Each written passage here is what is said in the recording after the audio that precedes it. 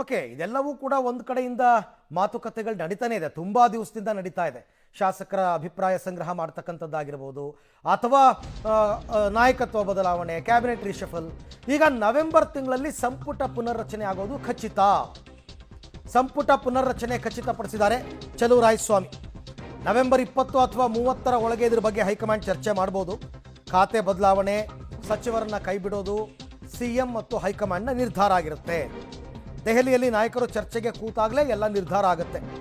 ಸಂಪುಟ ಪುನರ್ರಚನೆಗೆ ಯಾರ ವಿರೋಧನೂ ಇಲ್ಲ, ಎಲ್ಲವೂ ಹೈಕಮಾಂಡ್ ಸುಲಲಿತವಾಗಿ ಮಾಡುತ್ತೆ ಅಂತ ಚಲುವರಾಯಸ್ವಾಮಿ ಅವರು ಹೇಳಿದ್ದಾರೆ. ಅಲ್ಲಿಗೆ ಕ್ಯಾಬಿನೆಟ್ ರೀಶಫಲ್, ಸಂಪುಟ ಪುನರ್ರಚನೆ ಅಂತಕ್ಕಂಥದ್ದು ಫಿಕ್ಸ್.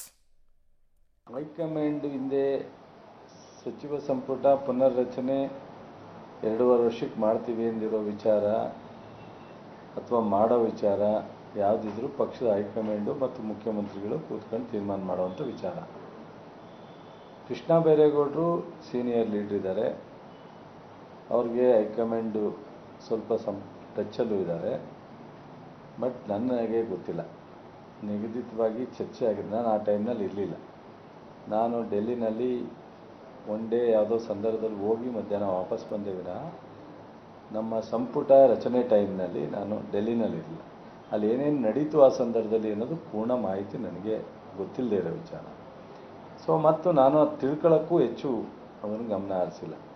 ರೀಶಫಲ್ನ ಹೌದು, ನಮ್ಮ ಮುಖ್ಯಮಂತ್ರಿಗಳೇ ರೀಶಫಲ್ ಮಾಡ್ತೀವಿ ಅಂತ ಹೇಳಿದ್ದಾರೆ. ಇದು ಕಳೆದ 1 ವರ್ಷದಿಂದನೇ ಕೆಲವ್ರನ್ನ ಕೈ ಬಿಡೋದು, ಕೆಲವ್ರು ತಗೊಳ್ಳೋದು, ಇವೆಲ್ಲ ಚರ್ಚೆ ಆಯಿತು. ಅದಾದಮೇಲೆ ನಮ್ಮ ನಾಗೇಂದ್ರಂದು ಒಂದು ಸ್ವಲ್ಪ ಬೇರೆ ಇಶ್ಯೂನಲ್ಲಿ ಹೋಯಿತು, ಅದನ್ನು ವಾಪಸ್ ತಗೋಬೇಕು ಅಂತ ಬಂದರು. ಅದಾದಮೇಲೆ ಈಗ ರಾಜಣ್ಣವ್ರದ್ದು ಇದಾಗಿದೆ, ಡ್ರಾಪ್ ಆಗಿದೆ.